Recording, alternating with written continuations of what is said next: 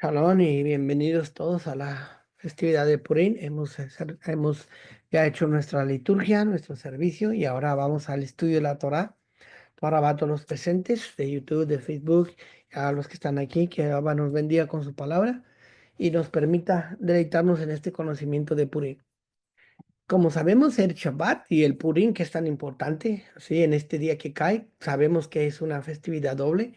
Yo le puse el título del día de hoy a Purín y la ilusión. Y si le pongo un subtítulo, diría yo, vivimos en un mundo de fantasía, como pregunta. ¿Por qué? Vamos a analizar este concepto, porque dentro de lo que nos vemos dentro de este rollo, hay tres personajes importantes principales, o vamos a decir cuatro, ¿sí? Que es lo que es el rey Asuero o Ahasverosh, que es Mar Haman, el malvado, el Rasha, que es Esther y Mardochai. Son los cuatro principales personajes de esta narración en la Torá o en el libro de Esther. Y aquí se narra el milagro de Purim. Pero este milagro de Purim, ¿sí? No es solamente un milagro como se ha visto en el desierto, cuando el pueblo de Israel andaba en el desierto. No es un milagro como el que sucedió cuando se abrió el mar, o cuando el maná cayó del cielo, o cuando las godornices descendieron, ¿sí? No es un milagro abierto, ¿sí? Por lo contrario, aquí podemos ver que son circunstancias, podríamos llamarle de esa manera, circunstancias que sucedieron, pero para ver el milagro necesitamos reunirlas. ¿Sí? Esto es ver a través de las cortinas y descubrir lo que está oculto. Y lo que está oculto de esto es la mano del Padre o la mano del Creador del universo. Entonces, en el libro de Esther tenemos a Amán, que fue el segundo del rey en el cargo, ¿sí? En el del rey Ahasveró en Sushan, y Mordejai, que está en contra de Amán y que es un hombre que no se doblega ante él o que no se inclina para adorarlo a él, no en adorar, sino se inclina en reverencia a él, ¿sí? La pregunta que debemos de hacernos y que deberíamos de tener en cuenta es ¿por qué que no se inclina Mardochai y qué es lo que está intentando al no hacerlo o si solamente está buscando la manera de hacerlo enojar a quién, a Mordejai, digo a mí, a Hamán, ¿sí? O a Amán porque él está arriesgando su vida y lo de hecho estuvo a punto de perderla, si no es porque interviene Esther. Entonces, am, muchos dicen que inclinarse ante un otro humano es una idolatría, pero eso es mentira, ¿sí? Porque Abraham se inclinó a tierra, porque Jacob se inclinó ante Esab, porque los hijos de Israel se inclinaron ante Joseph, ¿sí? Entonces, no solamente eso, yo estoy diciendo las que podemos recordar muy fácil, pero hay otras o muchas referencias donde sucede esto. No es una idolatría, no es una idolatría. El que se doblegue o se incline en forma de respeto hacia otro ser humano. Así están las cosas formadas o así funcionan las cosas. Ahora, hay un midrash que dice que Amán tenía colgado un collar de una figura de una deidad y que por eso mismo no se inclinaba Mardochai. Vamos a leer el Midrash para que juntos veamos lo que dice el Midrash y veamos si es por eso motivo que no se inclinaba a Mordejai. Vamos a leerlo. Déjenles comparto mi pantalla. Mm, para que podamos analizarlo, porque se puede decir que sí, podría, ¿cómo se dice esto? Am, referirse a eso, pero no es así. Vamos a ver si es así o no es así. ¿Lo pueden apreciar? ¿Sí? Sí, sí El se mira, Midrash, Roy. Ok, Torah Rabá. En Midrash Rabá, capítulo 7, verso 5, dice, este es el Midrash Rabá de Esther, ¿ok? Cuando el rey ordenó que todos se inclinaran ante Hamán, Mordejai se negó. Le preguntaron sus compañeros, ¿por qué desafías el decreto del rey? Mordejai respondió, soy judío y no puedo inclinarme ante un ídolo, porque Hamán había hecho que una imagen hidrolática fuera bordada en su ropa. O sea, en su ropa tenía bordada una imagen de idolatría o colgada en su cuello. De modo que cualquiera que se inclinara ante él también se inclina ante la idolatría. Esto dice el Midrash. Ahora déjeme le explico. El Midrash no es literal. Los Midrash no son literal, son alegóricos. Están haciendo alusión a algo. No se puede tomar algo como un Midrash, no se puede tomar un Midrash literal, es algo alegórico, no están insinuando algo. Entonces, el hecho de que el Midrash diga esto es para darle una idea al lector qué es lo que está pasando, ¿sí? Ahora, porque si nosotros creemos que es literal, la Megilá no habla de esto. En la Megilá de Esther no se escribe de esto. ¿Dónde podemos leer esto? ¿Dónde empieza esta discusión de la idolatría o de doblegarse una persona ante otro? En Esther capítulo 3 verso 1 al 2 lo puede leer por favor Shaquín Toarrabá. Vamos a entender, vamos a ver si vemos este concepto que no creo que lo vamos a encontrar jamás, pero vamos a ver qué nos dice, por qué o qué pasaba ahí. תורתך Eloheinu, כתוב לאמור שמע ישראל אדוני אלוהינו אדוני אחד. Mm. Después de estas cosas del rey Asuero, engrandeció a Amán, hijo de Jamedata, el Agageo, y lo ensalzó y estableció su autoridad por encima de todos los príncipes que estaban con él. Y todos los súbditos del rey que estaban en la puerta real se inclinaban y sus y se posternaban ante Amán. Porque el rey así lo había dicho, dispuesto, pero Mardoqueo no se inclinaba ni se posternaba Ah, ante él. Y los súbditos del rey que estaban en la puerta real está preguntaban ahí, a Mardoqueo. Toarrabá. Toarrabá. Mire bien qué Amén. interesante que está, porque aquí no dice nada acerca de mención, no menciona ningún ídolo. En el Megilá no habla acerca de que tenía puesto un ídolo o que tenía la ropa puesta de un ídolo, ¿sí? No se dice la razón, solamente dice que no se inclinaba, ¿sí? Ahora, nosotros podemos preguntar por qué no escribe el por qué no se inclinaba, ¿sí? Si la Torá, si en el libro de la Megilá habla de que el rey Asuero era un borracho que duraba hasta 7 días borracho, ¿sí? Y si analizamos, no eran 7 días, eran más de 7 días. Había unas fiestas de borrachos, ¿sí? En la Torá o este libro nos dice a nosotros en la Megilá que había gente asesina, o sea, gente que quería matar al rey, como también nos habla también los que querían matar al pueblo de Yahudá. Pero está hablando de asesinos, está hablando de borrachos, está hablando de indecencia cuando se provocan a hacer cosas a la reina Esther, digo a la reina Basti, pero no dice nada de un ídolo. ¿Por qué? Porque tampoco dice por qué no se inclinó, ¿sí? Entonces, puede mencionar esas cosas que son difíciles de comprender, digo, difíciles de no poner, como ser borracho, todo eso, o los asesinos, o la indecencia, están escritos ahí, pero no escribieron que había un ídolo. O sea, lo que quiero decirle es que el Midrash no quiere decir que sea literal, sino que es alegórico y trata de decirnos algo acerca de lo que estaba pasando ahí. ¿Sí? ¿Por qué? Porque aún el libro del Megilá nos puede decir algo tan trivial, por decirlo de esta manera, que uno puede decir sin que eso sea escrito como, decirlo así, como está escrito en Esther 8:10. ¿Lo puede leer, por favor, Esvito Arrabá?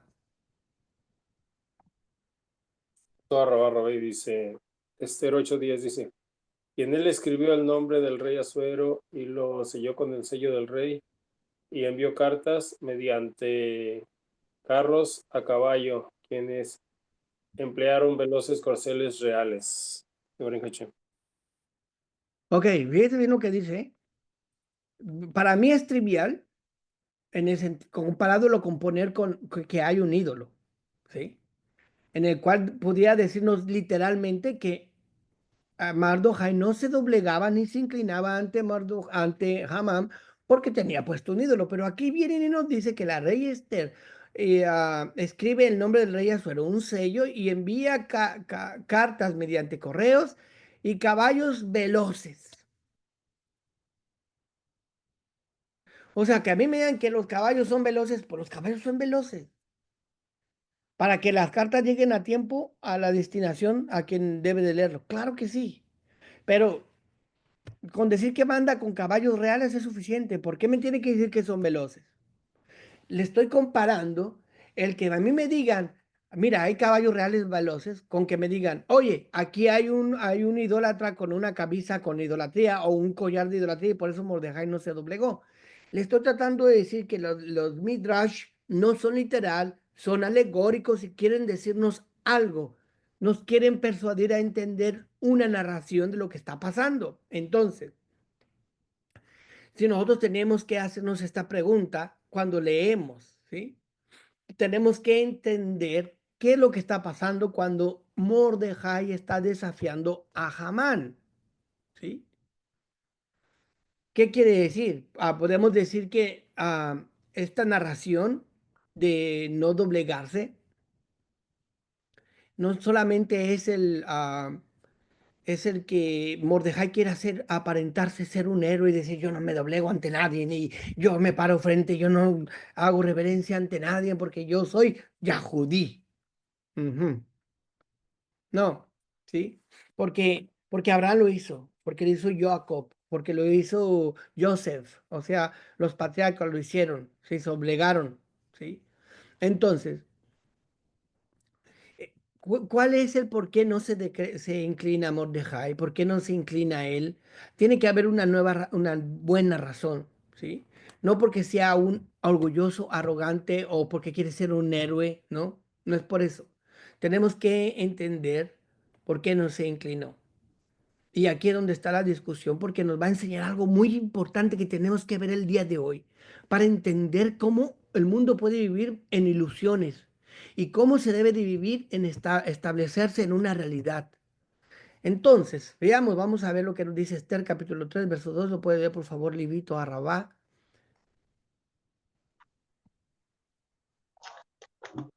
La palabra del Padre dice así: todos los siervos del rey que estaban en el portón del rey se inclinaban y se posternaban a Hamán,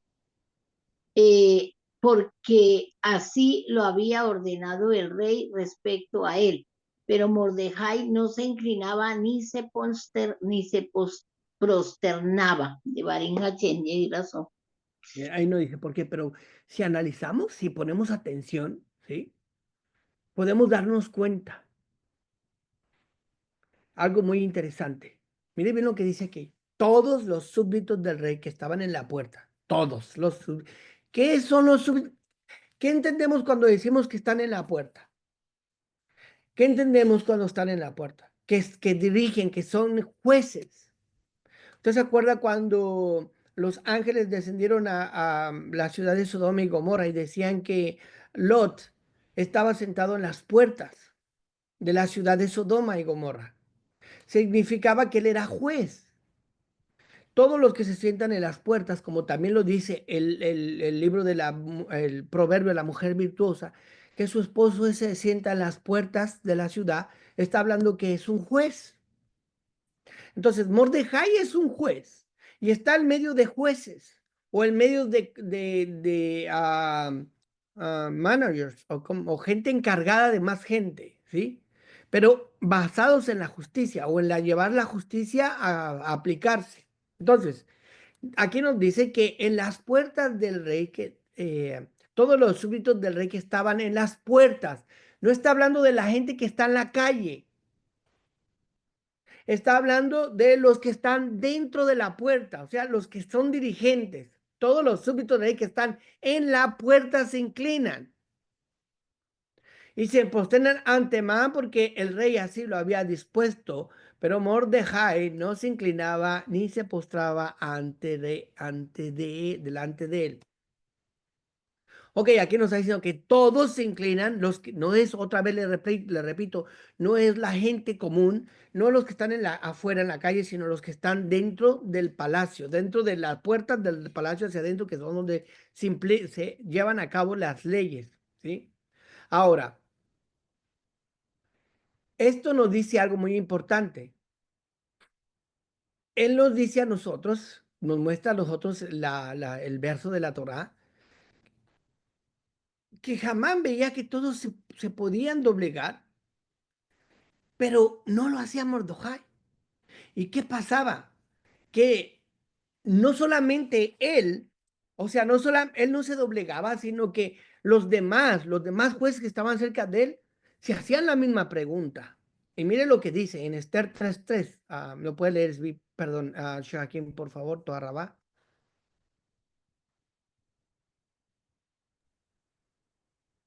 Torateja Eloheinu, Catula Mosamá Israel Adonai Eloheinu. Y los súbditos del rey que estaban en la puerta real preguntaban a Mardoqueo, ¿por qué desafías el mandato del rey? Y aquí son Toa Mire bien, los súbditos del rey le preguntaban que estaban en la puerta real, otra vez, los súbditos son como los que juzgaban junto con él, le preguntan a Mardoqueo, ¿por qué desafías el mandato del rey? ¿Sí? Estos hombres están preguntándose porque no sabían por qué, pero sabían que era judío, pero no sabían por qué no se doblegaba ante Mardokhai. Ellos se hacían la pregunta que usted y yo estamos aquí tratando de averiguar qué significa esto, ¿sí? ¿Por qué desafiar el mandato del rey? Pero Mardokhai no habla, se queda calladito, ¿sí? ¿Qué quiere decir esto? Mardokhai está siendo una persona leal al rey. Y esto solamente lo podemos ver si leemos en hebreo el verso pasado, el verso 2. Vamos a leerlo juntos. Yo se lo comparto para que lo leamos. En este capítulo 3, verso 2 dice, todos los súbditos del rey que estaban en la puerta real se inclinaban y se postraban ante Amán, porque el rey así lo había dispuesto. Si lo leemos en hebreo dice, Ki gen zivalo hamelech. Aquí dice, porque el rey así lo había mandado, lo. Esta palabra lo es a él, porque el rey lo ordenó, o aquí dice, porque lo ordenó a él, el rey, Hamelech, porque lo ordenó, Hasiba, Zibalanu, no, porque le dio una orden a él. El rey le dio una orden a él. ¿A quién? A Mardoja, digo, a este hombre, a este Amán. Hamán. El rey le dio la orden a él. ¿Qué significa esto? Que este hombre estaba manipulando lo que el rey le había dicho a Naamán. Haz de cuenta que en privado, como que saca a la persona en privado y habla con Naamán, el rey, y le da la orden al rey, ¿sí? El rey le da la orden a Naamán, pero antes de que el rey le dé la orden a Naamán, se puede deducir que Naamán estaba intentando decirle al rey que era conveniente porque fue llamado el mejor de sus servidores y se le dio el anillo de sellar la orden de que le mostraran respeto los demás hacia él, ¿sí? De que le mostraran respeto a sus órdenes, pero no de doblegarse, de inclinarse. Ahora, ¿qué pasaba? El rey le habla a él y le da el anillo y le da a él la orden de que lo diga a los demás que le merecen respeto porque ha tenido el anillo. El anillo es suficiente para que le den el respeto. El anillo es suficiente para que lo vean con respeto al hombre. Pero él no solamente quería que lo vieran, sino que lo exaltaran como rey. Había unas intenciones atrás de él. Entonces, en el verso 3 dice así, que los súbditos del rey que estaban en la puerta preguntaban a Mardokhai, ¿por qué no te doblegas tú ante él? Mire bien, quiere decir que estos súbditos no recibieron la orden del rey, sino de la boca de de Hamán. Hamán viene y les dice las cosas a ellos. Hamán viene y les dice, fíjese que el rey dio la orden de que se dobleguen ante mí, se inclinen ante mí. Pero no es la orden en realidad del rey, sino la de él. Pero al decir que el rey dijo, los súbditos creen que lo dijo el rey a todos, pero se lo dijo a Naamán, o sea, no era para todos. ¿Y qué hace Mardokhai? Él sabe las intenciones que tenía Naamán. Entonces, ¿cuáles eran las intenciones que tenía Amán? Pues tomar la posición del rey. ¿Dónde nos damos cuenta? Que él quería ser como el rey, cuando le dice el rey a Naamán, ¿cómo se honra al hombre que el rey quiere honrar? ¿Cómo se hace? Pues que se ponga su corona, que se ponga sus mejores vestimentas, que suba a un caballo real, que le digan, así se hace con el hombre que el rey quiere honrar. Entonces, ¿qué hace Naamán? Naamán quiere ser rey, quiere ser reconocido, quiere estar por encima de todos los demás, quiere ser adorado, quiere ponerse por encima de todos. Mardokhai sabe que es la intención de él de tomar la posición del rey y no toma esa posición. Él no quiere hacer lo que doblegarse es como traicionar al rey, aunque él sabía, pero no quería generar una discordia. Él decía, "Oh, las cosas se van a dar en su momento", y se quedaba callado cuando le preguntaban. Todos querían saber por qué tú no te sometes, Omin. ¿Por qué no tú no te muestras reverencia ante este hombre? Entonces, mire bien, aquí hay algo muy importante, ¿sí? Porque si lo podemos analizar y entenderlo correctamente, fíjese bien lo que pasa aquí, ¿sí? Porque Mordejai entiende que no está desobedeciendo ningún edicto del rey, porque si hubiera desobedecido el edicto del rey, Naamán ya lo hubiera acusado con el rey. Naamán le hubiera dicho al rey que el judío Mordejai no quiere obedecer la orden de que se doblegara o que se inclinara y mostrara reverencia. Lo hubieran ahorcado desde el principio si hubiera sido una orden directa del rey, pero no fue una orden del rey, sino fue algo que manipuló Naamán. Por eso tampoco, aunque los demás sirvientes se acercaban a él y le preguntaban por qué no, ellos querían tener la seguridad de que no les pasara a él algo, de como de colgarlo o de que les pasara algo por desobedecer. Ellos dicen el edicto del rey. Ahora, ¿cómo pudiera, si fuese así, cómo pudiera ser alguien, una persona, decir, yo soy leal al ti, pero lo que tú ordenas no lo voy a hacer? Es incongruente. Sí, es como si como si Mardokhai dijera, yo soy leal al rey, pero yo no lo voy a obedecer. Eso es incongruente, es irrazonable, no puede ser verdad.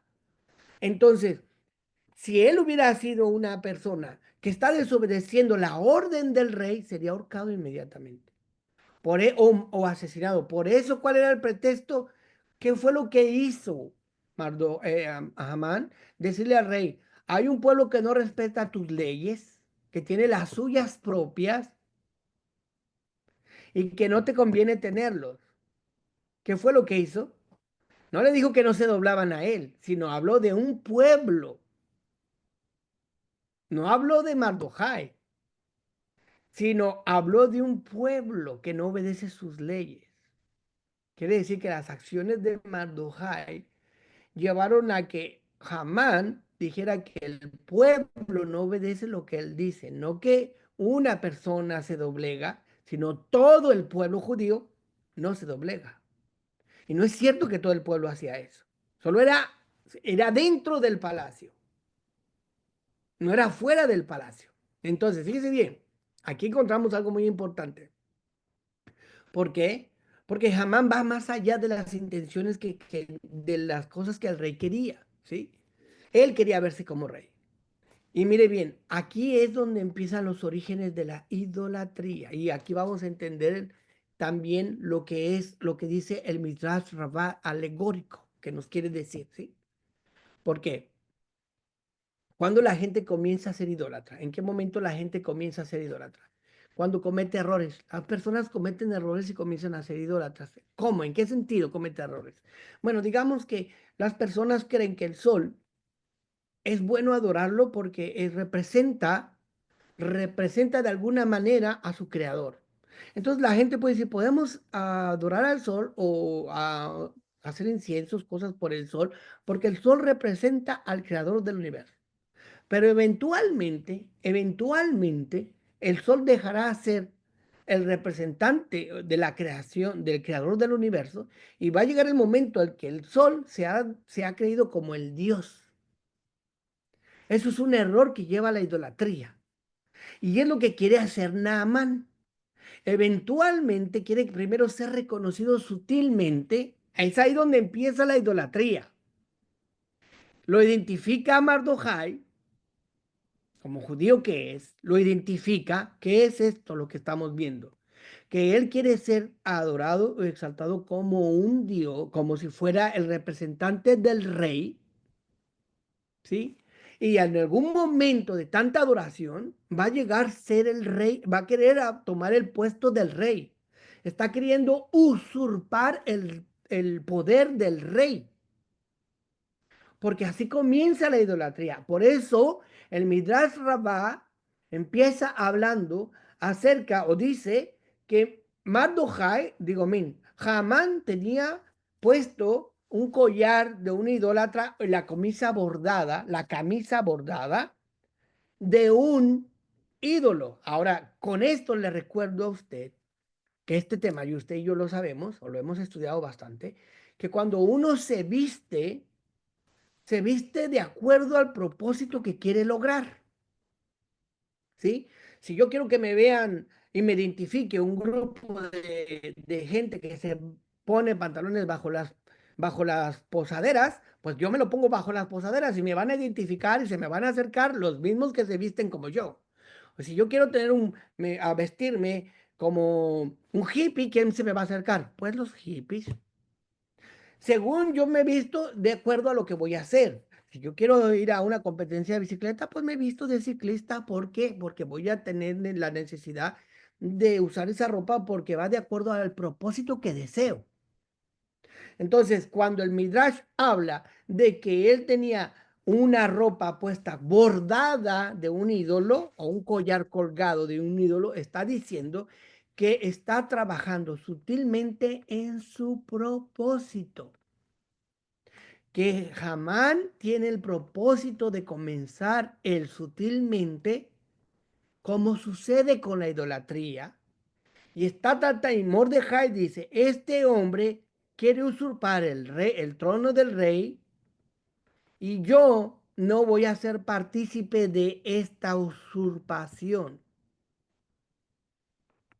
O sea, Mardochai era leal al rey. Acuérdese que él supo que lo querían dentro de la narración del capítulo 2 a 3, donde Mardochai sabe que la reina Esther, o al final del capítulo 2 que acabamos de leer, sabe que lo quieren matar al rey, y él va y le dice a Esther, y Esther va y le dice al rey, y por eso salvan al rey. O sea, Mardochai tiene una afinación con el rey. Ahora, déjenme digo, se llama lealtad. Lealtad al rey.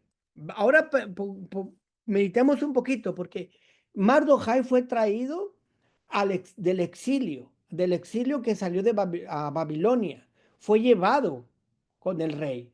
Ahora, ¿quién pedía los reyes antiguos llevarse cuando se traían de gente al exilio, gente de Israel? Traían a los ricos, traían a los sabios, traían a la mejor gente que dirigía al pueblo para que dirigieran su pueblo. No traían a los pobres o a los que no podían aportar, los dejaban ahí. Por eso cuando siempre había un remanente en Israel, el remanente que se quedaba en Israel quedaba ahí porque se llevaban a los prominentes. Mardokhai por eso estaba ahí en las puertas del rey, porque era un hombre inteligente, era un hombre sabio, era un hombre que tenía la capacidad de discernir. Entonces, siendo un juez, estaba discerniendo ya lo que estaba tratando de hacer Hamán. Entonces, no se doblega o no se bow down, inclina ante Hamán, no porque tenía una idolatría o no porque estaba prohibido que lo hiciese como un judío, no, lo estaba haciendo por lealtad al rey, por lealtad, porque no quería ser parte de la usurpación que estaba trabajando Hamán. Entonces, ¿qué tenía Hamán? Aquí vamos a ir aún más profundo, donde vamos a entrar a la raíz de este hallazgo, de estas cosas profundas, que vamos a entender aquí. Hamán tiene la percepción. ¿Qué quiere decir la percepción? Él crea la percepción de que él es el rey. Él quiere tomar la percepción. Yo soy el rey, yo voy a tomar la posesión del rey. Crea una percepción. Si uno crea una percepción de uno mismo siendo algo más, estoy utilizando algo. La imaginación. Entonces, él se percibe como rey. Mordejai lo identifica y no se inclina ante él, porque él ve que es un usurpador a la corona. Entonces, ¿qué es lo que pasa? Que Hamán toma su pensamiento y lo convierte en una falsa percepción de la realidad. ¿Entendemos esto? Es algo muy importante que tenemos que entender. ¿Sí? Él imagina, concibe en un pensamiento y concibe una falsa percepción de su realidad, que se forma por su forma de pensar. O sea, su forma de pensar genera una imaginación y su imaginación genera una falsa percepción de la realidad. Vamos a llegar al principio de cómo se crean las falsas percepciones de la realidad. Una percepción de la realidad, cómo puede ser manipulada. ¿Por qué? Mira bien, ponga mucha atención aquí, porque aquí encontramos el meollo de muchas cosas que suceden en el mundo hoy en día, que yo quería tomar este estudio de una forma diferente, no leer verso por verso y entender qué es lo que pasó, sino que veamos un asunto que nos puede ayudar para comprender lo que pasa en este mundo real. Porque en este mundo se vive bajo muchas fantasías, ¿sí? Y las fantasías se crean dentro de las propias familias, ¿sí? En las mismas familias crean fantasías. Hay matrimonios que se crean en la imaginación, crean un matrimonio ideal, crean una vida, en un matrimonio donde no hay problemas, donde se crean un cuadro de imaginación perfecto que no va con la realidad, ¿sí? Crean cosas, imaginan tener cosas que no son necesarias para la vida y se imaginan un montón de cosas que pueden recibir en la vida o vivir a través de ellas, aunque sean puras imaginaciones, ¿sí? Entonces, por la forma de pensar de los seres humanos, el mundo crea percepción de las realidades, por eso la gente tiene diferentes percepciones por su forma de pensar y se imagina muchas cosas. Entonces, oiga bien, todo eso va a generar disturbios o turbaciones en el mundo. Incluso los medios de comunicación o que generan el mundo del entretenimiento generan que las personas imaginen. Una película es crear una trama y la gente sale de ahí imaginando cosas y perciben la realidad de otra manera o conciben una realidad personal. Entonces, ¿qué es lo que pasa? Para entender todo eso tenemos que ir al origen de lo que sucede, en el origen de todas las cosas, donde se crea el sentido de la fantasía. Y ese sentido de la imaginación, de la fantasía, se creó cuando Adán y Jabá fueron los que formaron este problema cuando se enfrentaron al árbol del bien y del mal, que podríamos decirlo más bien que hoy lo vamos a entender como el árbol de la ilusión. Es un árbol de la ilusión, aunque lo conozcan como el árbol del bien y el mal. Pero, oiga bien, ese conocimiento del bien y el mal es una confusión. ¿Por qué? Porque no es que yo conozca el bien y es que yo conozca el mal. Es que yo mezclo los dos, el bien y el mal lo mezclo El bien lo mezclo entre el mal y el mal lo mezclo entre el bien. Hago algo bueno, digo, quiero algo bueno haciendo algo malo, o presumo que hago algo bueno usando cosas malas. ¿Sí? Se genera una confusión y se genera por esa confusión, por esa mezcla de verdad y de verdad y de conocimiento, de mentira y conocimiento, o de bien y mal, esa dualidad que se mezcla generando una percepción, y esa percepción es confusa, que se genera a través de una imaginación. O sea, vamos a entenderlo. Cuando Adán y Eva comen del árbol del bien y del mal, no se hicieron malos, se confundieron. ¿Por qué? Porque el árbol del conocimiento confunde. Confunde porque se mezcla con el bien y el mal. ¿Qué sucedió? Mire bien hasta dónde llegó la confusión. Cuando Adán y Eva pecaron y oyeron al Padre que venía, se escondieron. ¿Y cómo que se escondieron? Se escondieron entre los arbustos, entre los árboles. ¿Y cómo es que se esconden? Pues se imaginaron, creyeron que se podían esconder detrás del árbol y que el Padre no los iba a ver. Oh, me voy a esconder de Ava detrás de un árbol porque no me va a ver. O sea, ¿en serio creen que el Padre no los iba a ver cuando se esconden? Entonces, ¿qué hace el Padre? Se da cuenta que cuando se esconden ya hay una mezcla, ya están confundidos, se confundieron. Entonces, Él actúa de forma que padezca, que continúe con esa percepción que tienen. Entonces, ¿qué les dice el Padre?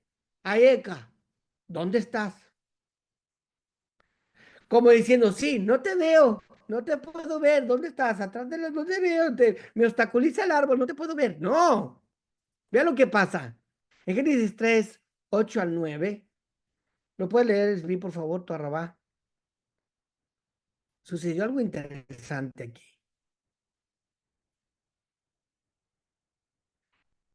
El hecho de que suceda esa confusión, en Génesis nos habla y lo podemos ver como tan claro, es tan obvio, que podamos decir que el padre está jugando a las escondidas con él, como no te veo.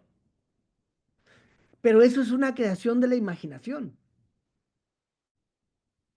Es una creación de percepción. Ahora se creó la imaginación de que, ok, el padre no me va a ver si me escondo de esta manera. Ahí estamos confundidos. ¿Cómo Adán no iba a saber que el padre lo iba a ver si se esconde en un árbol? Tan limitada era ahora su percepción. Veamos lo que dice. Adelante, Esvito Arroba. Toda dice, y oyeron el sonido de Adonai Elohim paseando por el huerto a la víspera del día. Y se escondió el hombre y su mujer de la presencia de Adonai Elohim entre los árboles del huerto. Pero Adonai Elohim llamó al hombre y le dijo, ¿dónde estás? Sí, sí, ahí está. Una forma de ocultarse, de pensar que no te van a ver es ocultarse. ¿Sí? Una persona que se pone una máscara o un niño que se pone una máscara piensa que no lo están viendo. Un niño chiquito se puede tapar los ojos y va a decir, no me ven, nomás con taparse los ojos, porque eso cree. Entonces hay una confusión, ¿sí? Si el padre dice, ok, tú crees que no te veo, pues te voy a decir que no te veo. Pero ¿a quién generó ese problema? ¿Cómo se generó ese pensamiento? ¿Cómo generaste que yo no te iba a poder ver? ¿De cómo nació? Entonces él viene y le pregunta esto. En Génesis 3:11, ¿lo puede leer por favor, Libby? En Génesis 3:11, es como si Abba, perdón, ahí en Génesis 3:11, se da cuenta Abba, ok, se ocultaron, ¿cómo estás oculto? Entonces Abba entiende, sabe. ¿Cómo percibes tú que yo no te voy a ver detrás de los árboles? Él está confundido. Ha de haber comido del árbol de la vida, o no ha de haber comido, lo sabía también, comiste, le pregunta. Usted sabe que todo lo que implica esa pregunta, porque lo sabe. Entonces, pero analicemos esto de la manera que podamos entenderlo, cómo se crea la imaginación. El enfrentamiento de Adán y Eva con la imaginación es lo que genera el gran problema de esto. ¿Sí? Vamos a leerlo, por favor, a Levi. La palabra del Padre dice así. Entonces Adonai dijo, ¿quién te ha dicho que tú estás desnudo? ¿Acaso del árbol sobre el cual te ordené no comer, de él has comido? Te varé cachet. Pues no solamente la confusión de que, oh, me escondo para que no me vea, ahora también estoy desnudo, por eso me oculté. Me oculto porque no quería que me vieras y porque no me vieras qué, la desnudez. ¿Sí? Ahora, Abba le dice, ¿acaso del árbol? Veamos cómo está escrito en el hebreo, que es aquí donde viene el asunto más intrigante que podemos ver, ¿sí? ¿Qué pasa aquí? En Bereshit 3:11 dice así. Y dijo, ¿quién te reveló que tú estás desnudo? ¿Acaso comiste del árbol del cual te ordené que no comieses? La palabra aquí del árbol dice Jamin Haetz. Jamin Haetz. Jamín es de especie, ¿sí? Del árbol, la especie del árbol, o como de esta clase del árbol, de este árbol que te dije que no comieras. ¿Comiste? La palabra jamín, usted sabe que es la misma palabra, las mismas letras para decir jamán,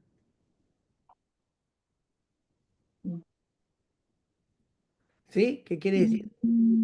El prohibido, lo prohibido, jamán, el mal, o sea, que es la misma palabra para Hamán, el que está ahorita en el libro de Esther. Hamán es el mismo personaje del árbol. ¿Cuál es el personaje? El personaje que está refiriéndose aquí, lo está uniendo se puede unir con el personaje que está en el libro de Esther.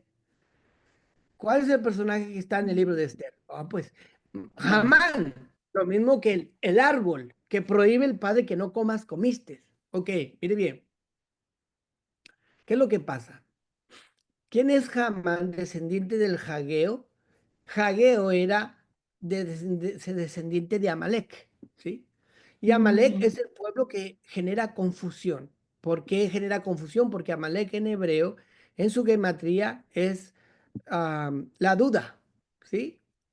Entonces, ¿qué quiere decir? Que Amalek es quien introduce el ateo al mundo, el que tiene dudas, el que dice a lo mejor existe Dios, a lo mejor no existe Elohim, a lo mejor no existe Hashem, a lo mejor sí existe, ¿sí? Es el poder de la duda, es el poder de no ver claramente. Entonces, el hombre come del árbol prohibido y genera una confusión. Y lo que se hace confusión no se puede ver con claridad. Lo que es confundido no se puede ver con claridad. Lo confuso no se ve con claridad. Usted recuerda que Rab Shaul decía que nosotros vemos como un espejo translúcido. No se ven claras las cosas, es translúcido, porque todavía hay mucho que descubrir, hay mucha visión, hay mucho ocultamiento, hay mucha confusión, ¿sí? Pero el hecho de que Adán y Java hayan comido del árbol trajeron no solamente la confusión, sino también se generó en ellos ese descontrol.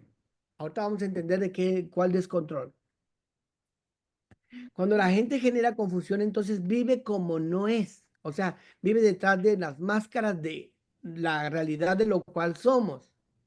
Entonces somos o se pone en la máscara de que no somos. Y aquí comienza un problema. ¿Sí? ¿Por qué? Porque a veces vemos al Padre y a veces no lo vemos correctamente. ¿Cuántas veces nosotros deducimos a no entender, a no ver o a no decir si el Padre está viendo nuestros sufrimientos, si el Padre está combinando con nosotros? Miren lo que dice Cantar de Cantares, que se me hace muy interesante para verlo en este momento. Cantar de Cantares, capítulo 2:9. Lo puede leer, por favor, Shaquín, que hay algo muy interesante que podemos añadirlo para que entendamos cuando se ve a través de un espejo, como dice Rab Shaul, digo, sí, a través de algo que sea transparente y cuando se ve confuso las cosas. Adelante, Sheikh Quinto Arrabá. Torrateja Eloheinu Katulim Shema Israel Adonai Eloheinu Adonai Echad. Amén. Mi amado es como la gacela o el cervatorio. Mirad, está tras nuestro muro, mirando por las ventanas, atisbando por las celostías. Correcto. Muy bien. Mire lo que dice aquí Cantar de Cantares. Mi amado es un cervillo, ¿sí? Dice así. Se asoma por las ventanas y espía por las grietas. Se asoma por la ventana y espía por la grieta. Oiga bien, cuando alguien se asoma por la ventana, ¿cuál es la diferencia entre asomarse por la ventana y ver por una grieta? Cuando el amado se asoma por la ventana, quien está dentro ve al amado por la ventana. Si yo me asomo por una ventana, el que está dentro me va a ver. Pero si yo me asomo por una grieta, por una rendija de la pared, no me ven. Sí, El que está dentro no me ve, pero yo veo al que está adentro. ¿Entiende? Entonces, hay una forma de ver al Padre claramente y una forma de ver al Padre que en grietas. Él nos está viendo aunque nosotros no lo veamos. Él está presente aunque no lo pueda percibir. Si Él se asoma por la ventana, lo veremos. Pero si está a través de de las rendijas o de las grietas, no lo vamos a ver, no vemos a quien mira. Entonces, mire bien, aquí hay algo muy importante, porque es donde comienza el problema de la cabeza, porque empezamos a imaginar cosas. Y la imaginación se genera por la falta de la percepción o, correcta. O sea, no controlar la mente en la imaginación genera estragos, problemas a todo ser humano, como le está pasando a Mardo, a Hamán, que tiene una percepción de sí mismo de ser el rey. Yo soy el rey y voy a tomar el puesto del rey porque me percibo a mí mismo como rey. Entonces, como me percibo como rey, voy a tomar la posición del rey. Ponga mucha atención aquí, porque esto sucede más a menudo de lo que nosotros podemos imaginar o pensar. Mire bien, Mardochai le dice, yo no estoy a favor de ti.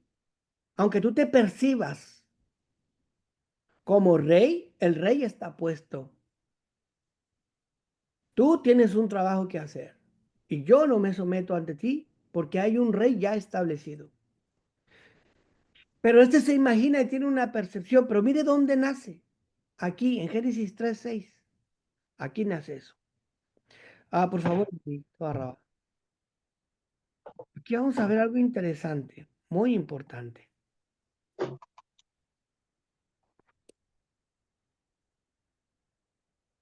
Que nos puede, ¿quién? es vi, que nos puede dar a nosotros el entendimiento y la percepción total de lo que sucede. Adelante, Víctor Arroba. Barra.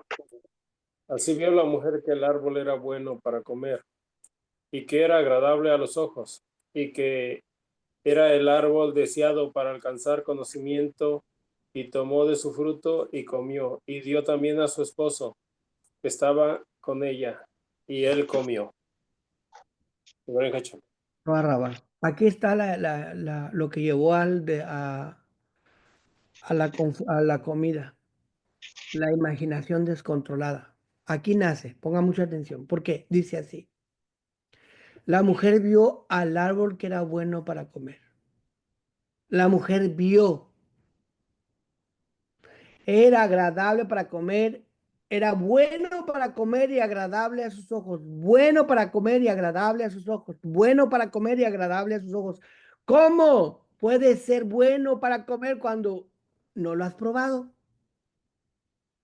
¿Cómo puedes decir, a mí me gusta esa fruta si nunca la he probado? Sí, ¿Cómo puedo yo decir, ay, luego dice aquí, y era agradable a mis ojos? ¿Qué quiere decir con que era agradable a los ojos? ¿Se me hizo bonito? ¿O me está diciendo que Java tuvo una imaginación? Se imaginó cómo iba a saber. Se imaginó, o sea, que estaba abierta a una visión imaginativa, ¿sí? Se imaginó que era bueno, que era deleitoso. Quiere decir, fantaseé con el fruto de que iba a saber rico. Fantaseé que iba a pasar cuando me lo como. Fantaseé. Se generó un descontrol. Primero imaginó, no probó primero, sino que dijo, lo vio bueno para comer. ¿Cómo? ¿Cómo? Me imagino que va a estar bien rico. Me imagino. Está usando la imaginación y en el momento que usa la imaginación Java, en ese momento tiene como una visión o percibe una imaginación de cómo serían las cosas si lo prueba. Entonces dice, es bueno. Fantasió. De aquí viene cuando los seres humanos idealizan, se idealizan a sí mismos, ¿sí? De aquí viene la fantasía, es como llega la fantasía al mundo, idealiza las cosas, ¿sí? Fantaseo. Entonces la vulnerabilidad del ser humano es ver algo y fantasear. ¿Cuánta gente no tiene amores platónicos porque ven algo y fantasean? Es mi amor platónico, porque están fantaseando. ¿Cuántas personas ven algo y fantasean con lo que ven? ¿Sí? ¿Cuánta gente ve artistas y fantasean? Viene la Lady Gaga y quieren ser Lady Gagas. O ven a alguien, qué sé yo, de la farándula y quieren ser como los seres de la farándula. Sí. Entonces, de eso se aprovecha el sistema del mundo y crea ilusiones. Crea ilusiones que no son la realidad. Entonces, el árbol del bien y del mal es la confusión de la realidad creada por la fantasía del bien, o sea, fantasían comer el bien y el mal y creen que va a ser bueno y no pueden distinguir una realidad y viven en una vida distorsionada o una realidad distorsionada, como lo hizo Amán, viviendo una vida distorsionada, creyendo que sería el rey, tomando la posición del rey, imaginándose como rey, que quiso ponerse sus vestimentas, su corona y sus caballos y que gritaran la grandeza de él. ¿Sí? Mire bien, según el judaísmo, se dice que cuando una persona se está muriendo, viene el ángel de la muerte, Ujú. que le dicen el Malach HaMavet. Y este ser está lleno de ojos. Según describe, ¿sí? Ezequiel 10:12, lo puede leer por favor a Libby. Ezequiel 10:12 nos dice acerca de, de los querubín o de los ángeles que están creados, formados de cierta apariencia. Pero este Malahamavet, el ángel de la muerte, que no es bueno o que no es malo, simplemente viene a cumplir una función, ¿sí? Viene igual que los seres que describe Ezequiel 10:12, según la narración judía. Adelante, Libby, por favor. La palabra del Padre dice así, todo su cuerpo, sus espaldas, sus manos, sus alas y sus ruedas estaban llenas de ojos alrededor en sus cuatro ruedas de Barín Hachel, es razón. Barraba. Ahora le comparto la imagen de ese ser, como según lo escribe en la mística judía. Aquí está el ángel de la muerte. Y usted ve todas sus alas llenas de ojos, su cabeza llena de ojos, sus alas llenas de ojos, sus brazos, su cuerpo, todo está lleno de ojos. ¿Sí? Este es el Malahamavet, el ángel de la muerte, con una espada, pero trae veneno en un puño de su mano. Aquí, si usted la puede percibir. ¿Usted ve mi cursor o no? Ok. Aquí en el cursor está una mano y lo que tiene empuñado es veneno, pero trae una espada. ¿Sí? La espada y el veneno. Un día le voy a hablar qué significa esto, pero hoy nos enfocamos en en el veneno. ¿Qué significa que el ángel de la muerte traiga el veneno con tantos ojos? ¿Qué significa que no lo especifique el ángel de la muerte con tantos ojos, como también los ángeles que determina Ezequiel acerca de estos seres? El punto es que un ángel no necesita más de dos ojos, pero su cuerpo está lleno de ojos. ¿Qué quiere decir esto? Que todos esos ojos van a ver todas las realidades en las cuales la persona se idealizó. Idealizó toda su vida en puras fantasías. Todas sus fantasías que no eran reales, él las va a deshacer con un veneno. Quiere decir que esta es la transición, oiga bien, la transición de una vida llena de fantasías a la transición de la vida real. Y la vida real está basada en las cosas divinas, en lo que está escrito por la Torá, por Abba, y no por las fantasías de las personas. Cuando este ángel aparece, anula todas las fantasías y le muestra la realidad, la verdad que no pudo vivir. La verdad que no vivió. Y miren, les la voy a mostrar yo. Quise poner esta imagen para que lo vea. Esta es la verdad que no vivió. Vivió realidades en una ilusión. ¿Cuál es la ilusión que vivió? Era un gatito. Él creyó que era un gatito, pero en realidad era un león. ¿Por qué no vivió la realidad de un león? O sea, era un gatito, pero creyó que era un león. ¿Por qué no vivió la realidad siendo un gatito? Cuando él veía su cara en el espejo, decía, ah, yo soy un león. Esa es una ilusión del gato. No es lo que ve en el espejo, porque él se percibe su realidad como un rey, pero en realidad es un gato. Es la ilusión de la percepción. No vive cual su realidad es, sino que vive imaginando que es alguien que no es. Esta es la falsa realidad. Entonces, ¿qué hace? Viene el ángel de la muerte y le quita todas las realidades falsas y le muestra quién en verdad debería de haber sido. Y no lo es. Entonces destruye todo el mal que se haya podido crear en él. Entonces destruye todas las cosas, mentiras que se haya establecido en él, para llevarlo a la realidad que debió vivir o mostrarle la realidad que debió vivir. Entonces, en ese momento, él muestra a las personas lo que deben de ser, en el punto de su muerte, ¿sí? Imaginó, fantaseó, quiso ser mucha gente, quiso hacer lo que otros hacían, pero no hizo lo que tuvo que hacer porque tenía muchas indulgencias consigo mismo, se desconectó de la realidad, se desconectó de las cosas que tenía que vivir, se enganchó con ilusiones y fantasías, generó imaginaciones, ilustraciones y se ató en una ilusión a algo que era mentira. Eso fue lo que hizo Hamán. Ilusionó ser un rey. Mardochai sabía que él quería sutilmente empezar con los jueces y hacer que ellos se doblegaran ante él para postrarse después, tomar la posición como queriendo ser un rey, un gatito queriendo ser un león, ¿sí? Y que lo mismo pasa en la realidad, en el mundo real. La gente vive una ilusión o cae en un estado de pecado o de maldad porque se ilusiona con algo y quiere ser lo que ve, se ilusiona y se deslinda de la realidad. Es ahí donde sutilmente trabajan las cosas, sutilmente, ¿sí? Por eso Yeshua lo enseñó así en Juan 8:34. Lo puede leer, por favor, Shaquín Arrabá.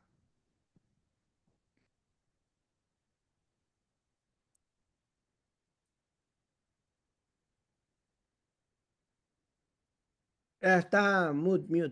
No le escuchamos. Arrabá, sorry. Protege Eloheinu Gatul Lemor Shema Israel Adonai Eloheinu Adonai Echad. Amén. Yeshua les respondió, de cierto os digo que todo el que practica el pecado es esclavo del pecado. Y aquí la son llevareja o es vereja. De Amén. El pecado entra sutilmente. El pecado entra a través de la ilusión. Ahorita lo va a entender claro.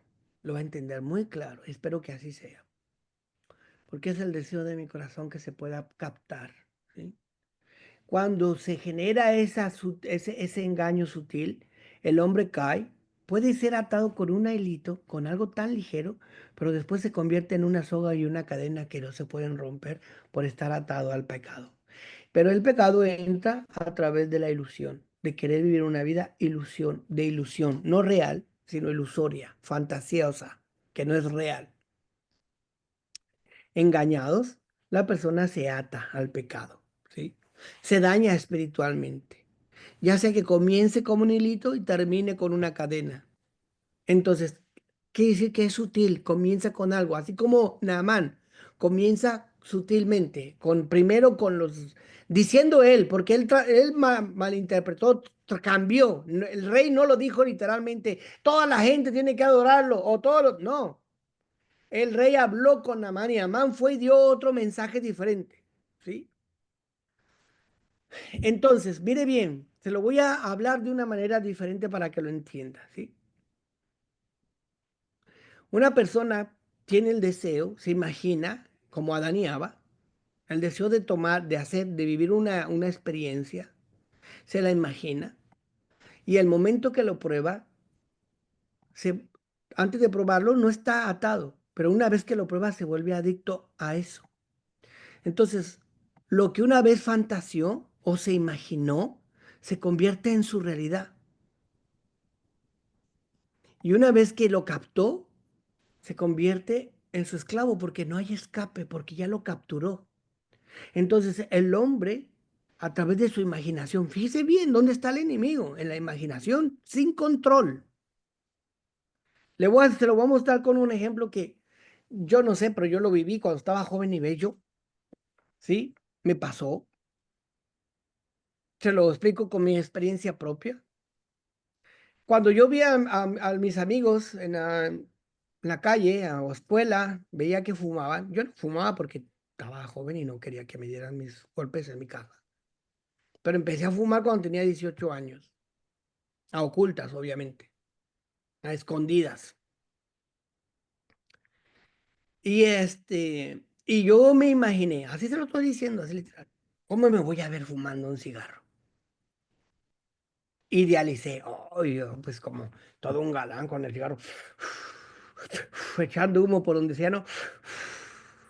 Todo hediondo a humo y la boca oliendo a cigarro apestoso, pero bien galán el hombre, fumando su cigarro. Y mire bien, uno no es adicto, uno se está imaginando cosas, cómo va a ser, cómo va a ser ese momento, cómo me voy a mirar, qué va a pasar cuando me fume mi primer cigarro. Pero mire, llega el momento, agarro el cigarro y fumo y empiezo a toser como mi cuerpo lo rechaza, ¿sí?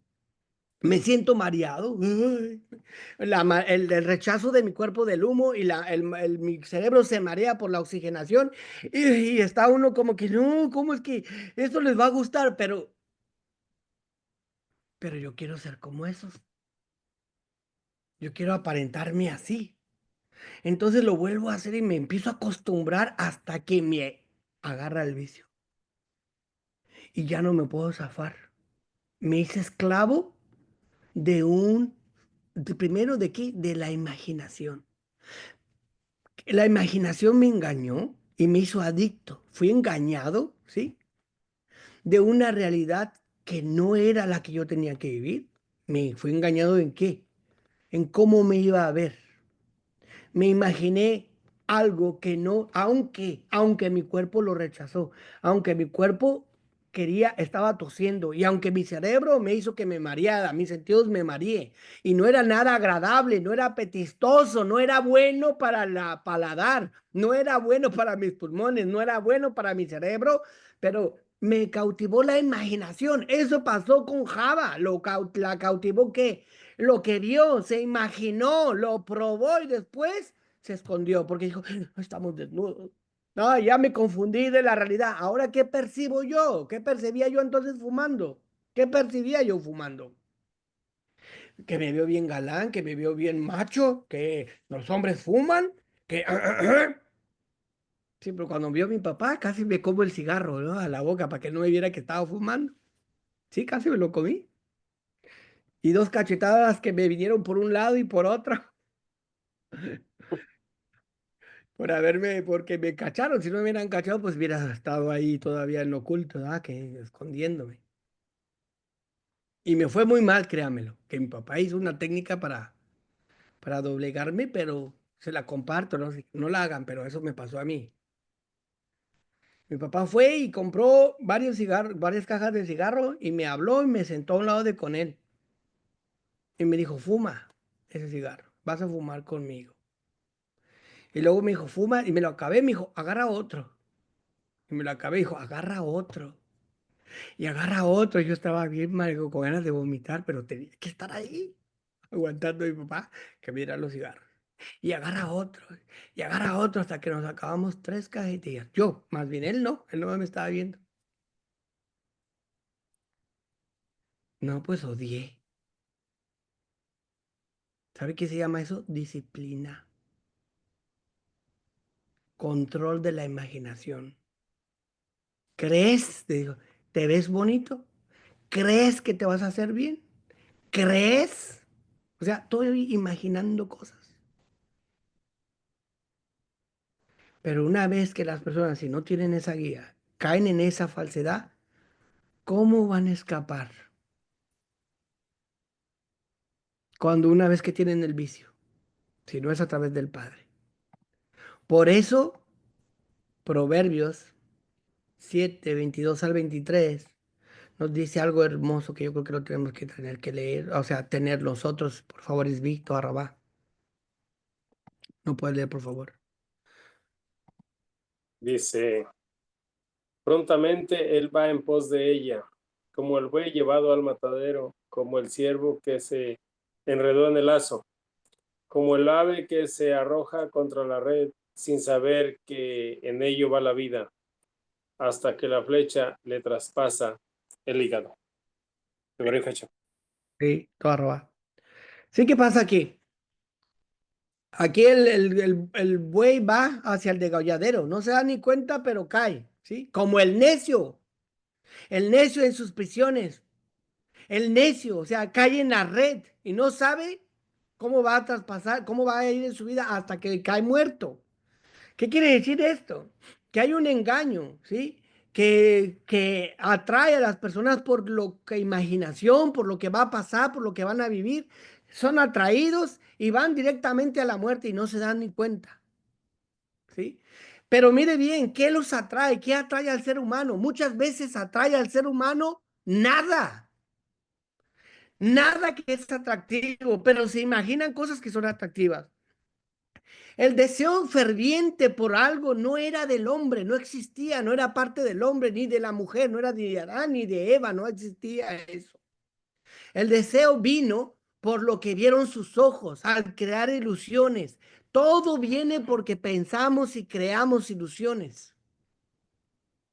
Y después decimos que es parte de uno.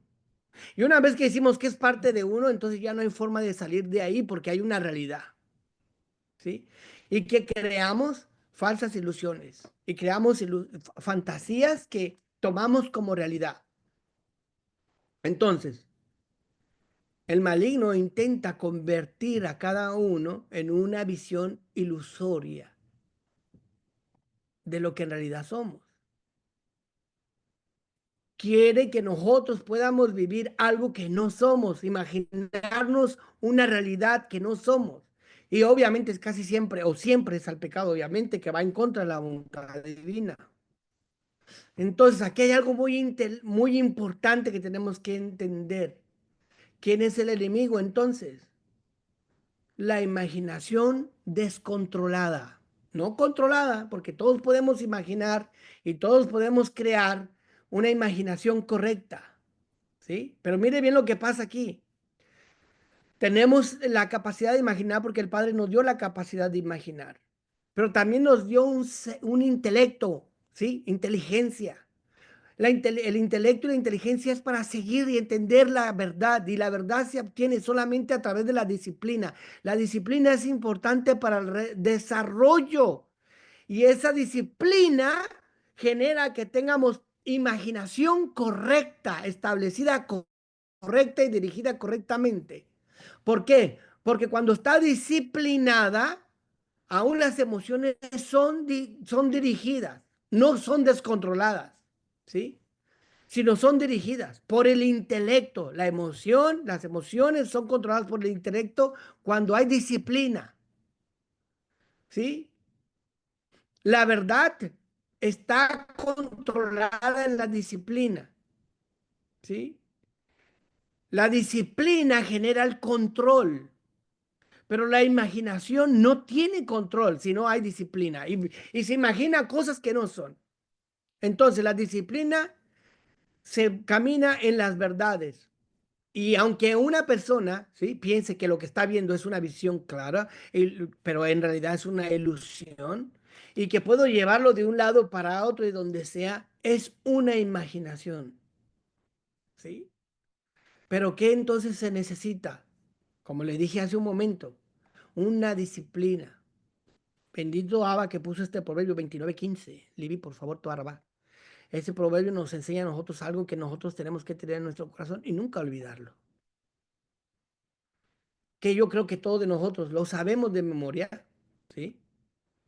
Y lo tenemos ya visto constantemente, pero que es muy importante para entender la disciplina y la forma en la que tenemos que vivir, que afortunadamente habemos, hay padres que tienen ese poder de disciplina y hay otros que pues desafortunadamente no lo tienen.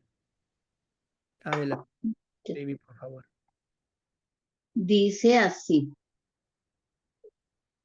el 15, ¿no? Sí, correcto. La vara y el reproche proporcionará a cada uno sabiduría, mientras que un joven descarriado avergüenza a la madre. Ahora, ahora. La vara, la corrección o la disciplina dan sabiduría. ¿Sí? El que está descarriado avergüenza a su madre. Vea bien lo que es esto. La verdad, fíjese bien, la disciplina está basada en la verdad. En la verdad. Y esta moldea el intelecto y el carácter. Pero la falta de corrección permite que la mente divague, se extravíe, ilusión y tenga ilusión y fantasías, imagine percepciones, mientras que la enseñanza es firme y mantiene un enfoque real en lo verdadero. Y se puede usar la imaginación en lo verdadero, en lo real, solamente con disciplina, en la verdad. Usted ha visto mucha gente, muchos muchachos que no tienen disciplina y que se les da todo lo que piden o lo que quieren y no tienen disciplina y terminan sintiendo que la vida no tiene sentido porque todo se les da y porque reciben toda la imaginación que reciben en su cabeza para engañarlos. Una imaginación que viene sin descontrol cuando no hay disciplina y terminan pensando en que son, qué sé yo, Lady Gaga. O otros creen que no sé qué son y se andan aventando de no sé de dónde, porque piensan que son de hule y que no les va a pasar nada, porque les falta disciplina. Entonces, cuando la imaginación toma control, es un mundo de fantasía y lleva a un mundo de descontrol. Esto, ahora regresamos a entender este concepto. Purín es esto. En Purín se mueve lo que es las cosas, esta generación, es lo que pasó en Purín, es donde el padre ve entre las rendijas, ve en lo oculto, ¿sí? ¿Y sabe qué es lo que pasa, mi hermano? Que para que se necesita una gran disciplina, un control en la imaginación, para que en el momento donde están las cosas difíciles, uno permanezca diciendo delante del Padre, Ein o Misbado, no hay nada aparte de él. Eso es lo que hizo Mordejai, ¿sí? Se necesita disciplina para que en el momento donde no se ve el poder, donde no se ve la grandeza del Padre, no divague uno, no imagine uno, sino que se vaya tras la verdad y uno diga, aquí aún en Gamsu le toba, en esto también está el Padre, ¿sí? También esto es para bien. O no hay nadie aparte de él. ¿Por qué? Porque mira todo lo que está pasando en la vida. No importa, no puedo divagar, tengo que estar basado en la realidad, en la verdad, ¿sí? Mordejai no se inclina ante Amán, no fue porque un acto de desafío personal o porque está prohibido que un judío se doblegue o muestre respeto a una persona, sino que él se declaró en contra de la idolatría. ¿Y cuál es la idolatría? El ver que una persona puede tomar sutilmente, caer en el pecado o caer en tomar la posesión de algo y sentarse como un rey, tomar posesión como un rey, que iba a suceder si así si pasaba, si siendo el segundo en rey, Hamán, mandó a hacer un edicto de matar a tantos judíos, ¿qué sería si fuera el rey? Y ya lo veía Mardochai. Él estaba enfocado en la realidad, en la verdad, basada con disciplina en el Padre, ahorita lo vamos a ver. Pero ¿qué hizo Hamán? Hamán no, Hamán se imaginó que podía ser el rey, creó una perspectiva diferente de su realidad. Entonces, Mordejai estaba en contra de la falsa percepción de la realidad. La realidad es que tú no eres el rey. La realidad es que tú eres un siervo de como nosotros. La realidad es que el rey ya está puesto y tú no vas a tomar su posición. ¿Sí? En este mundo de apariencias, el mundo de engaños, de ilusiones donde se seducen, Mordejai se dirige como un faro de integridad, recordando a todos la importancia de discernir entre la verdad y permanecer fieles a los principios establecidos. Pero Hamán imagina ser un rey y tomar su posición. Esa es la confusión de la realidad y la fantasía de Hamán. No puede controlar su deseo de ser un rey. A tal grado, ni de matar a los judíos, al tal grado. ¿Por qué? Porque estos le gritan lo que no debe de hacer. Estos le dicen lo que está haciendo. Esos necesito destruirlos. Él tuvo la capacidad que si eso que él donó al rey Ahasveros, lo traducimos en dólares, hoy podemos decir que serían 34 millones de dólares lo que le dio Naamán a Hashverosh o a Altajerjes, como le quiera llamar, esa cantidad de dinero, 34 millones, para que le diera permiso de matar a personas. ¿Usted entiende eso? Le dio permiso de matar a personas porque le dio 34 millones de dólares. ¿Y sabe quién es el único que puede matar sin sentir remordimientos? Amalek. Amalek destruye. Y déjeme le digo algo, mi hermano. Amalek es como las células del cáncer. Matan, o como un virus. El virus mata a su host. ¿Cómo se dice esto? A su anfitrión. Aunque él se muera. Un virus puede matar a un ser humano y lo mata aunque el virus se muera. Eso es Amalek. Mato y destruyo, no importa si yo muero, no me importa mi vida. Si no me importa mi vida, menos me importan los demás. Eso es Amalek, matar sin remordimientos. ¿Qué le quiero decir con esto? ¿Sabe quién crea las guerras? Amalek.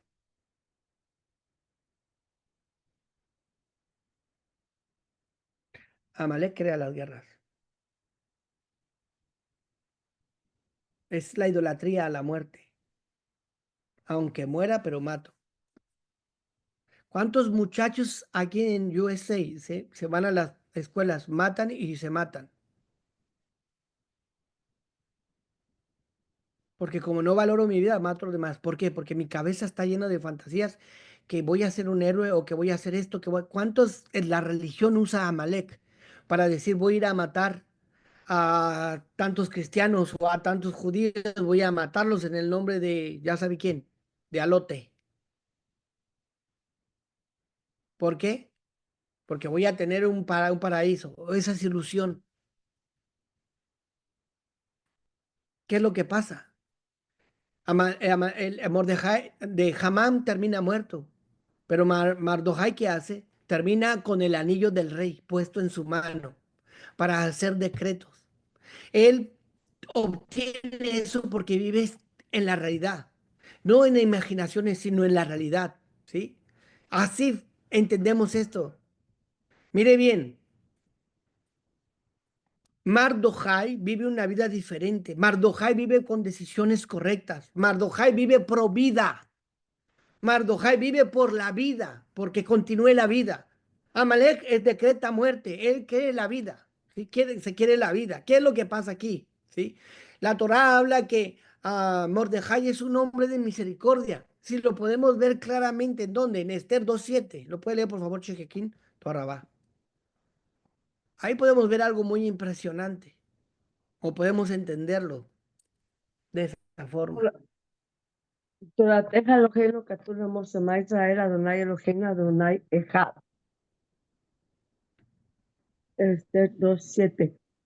Este había criado a Hadasha, que es Esther, hija de un tío suyo, porque ella no tenía padre ni madre, y la muchacha era de bella figura y hermosa apariencia. Cuando, cuando murieron su padre y su madre, Mardokhai la tomó como hija suya. De Girasón llevar Amén. Fíjese cómo lo presenta el Megilá Esther, cómo lo presenta el rollo de Esther a Mardokhai como un hombre de misericordia. Y yo quiero mostrarle algo en el hebreo que me gustó, que percibí y me gustó. Esto. Dice, este había criado a Hadar, ¿sí? Aquí dice en el hebreo, Vallejí, y sucedió, Omen et Hadasa. Omen es crear. Omen es criar, pero también no solamente es criar. Esta palabra viene de amén y de emuná y también de lealtad. O sea, que está diciendo que él es leal, tiene emuná, es fiel, es confiable. ¿Sí? Quiere decir una persona confiable. ¿Y por qué lo presenta como una persona confiable? Muy fácil, muy sencillo, muy entendible, ¿sí? Que es un hombre que viene y ayuda a los que están desamparados. Es un hombre que es fiel a su familia. Mire cómo lo presenta, de a ti ya, lo presenta el rollo como un hombre fiel a su familia, un hombre fiel a su descendencia, un hombre fiel al rey que estaba sirviendo en ese entonces, que era Hashverosh o Altajer, que no sé cómo lo conoce. Es un hombre fiel que salva al rey de ser asesinado. Es un hombre leal, que protege su linaje y que es leal donde vive, ¿sí? Porque el Padre dice que donde quiera que estemos, nosotros tenemos que ser leales al lugar donde nosotros estamos, ¿sí? Es un hombre que no se inclina para generar traición, o sea, ve la traición y no se acerca al traidor, sino que dice, bueno, ya está puesto quien debe de estar, no voy a ser parte de la traición. Entonces, él muestra que él tiene controlada su ilusión. El hecho de tener controlada su ilusión, su imaginación, es que puede ser fiel. Una persona que tiene controlada su imaginación en la verdad y que tiene disciplina es fiel, es digno de confianza, es fiel. Él gobierna sus sentimientos.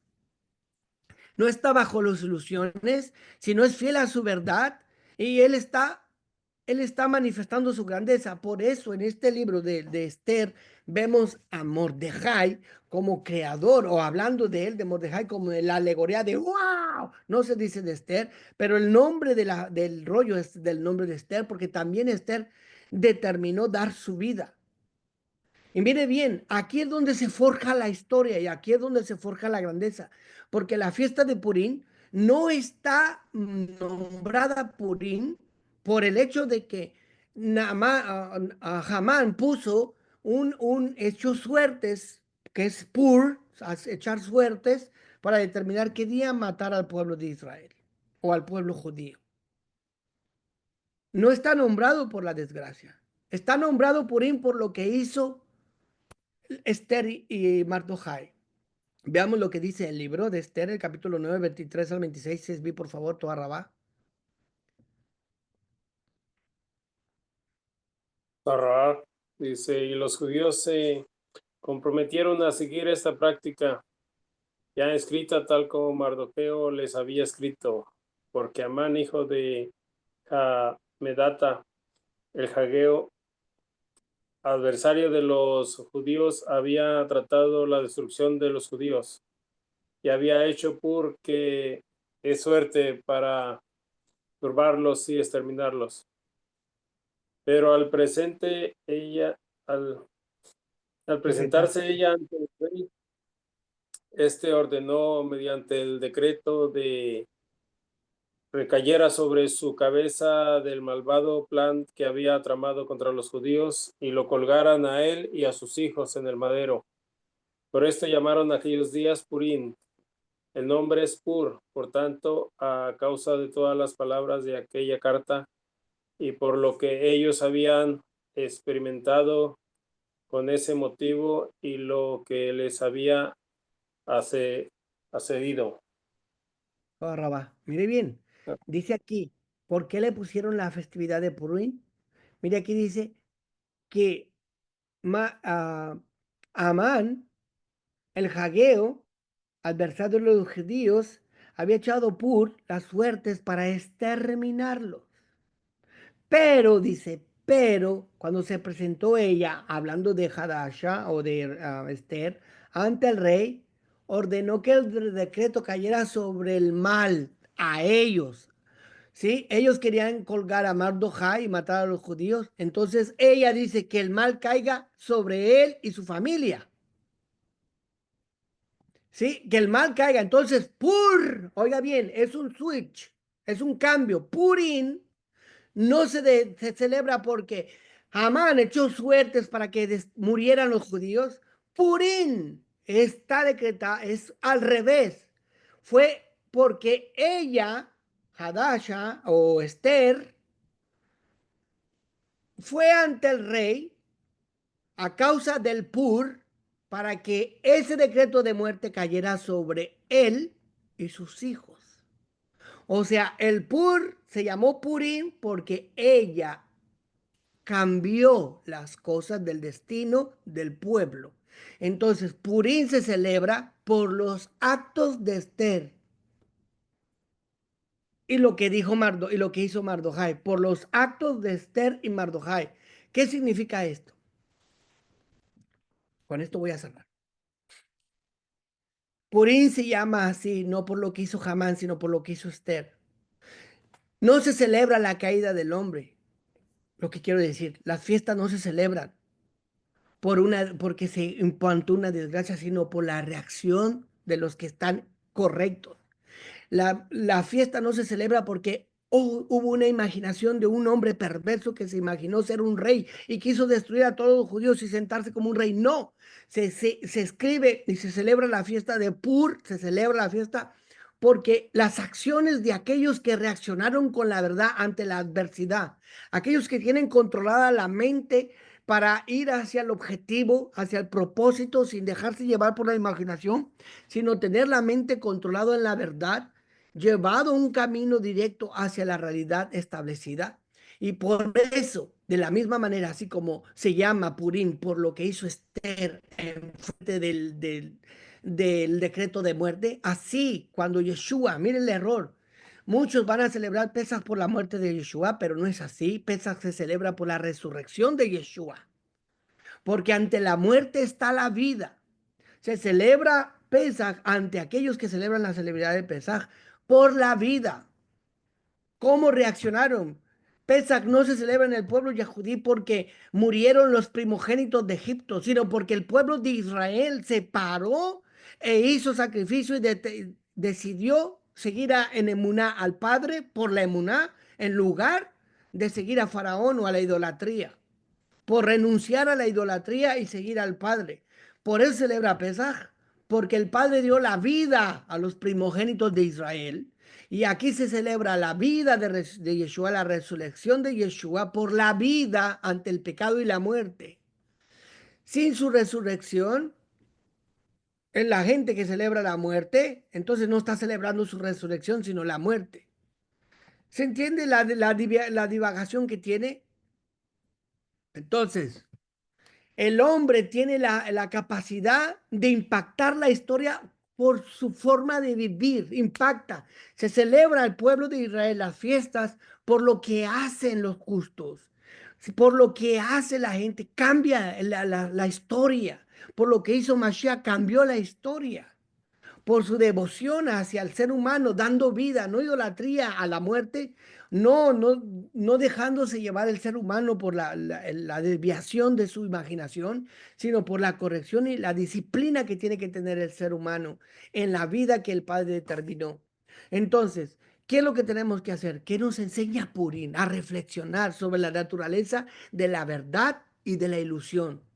Nos recuerda a nosotros que la verdadera forma de vivir es residir en la capacidad de ir más allá de las fantasías que el mundo nos presenta, más allá de las imaginaciones que nos pueden querer crear el sistema creado del ser humano para abusar y controlar al ser humano.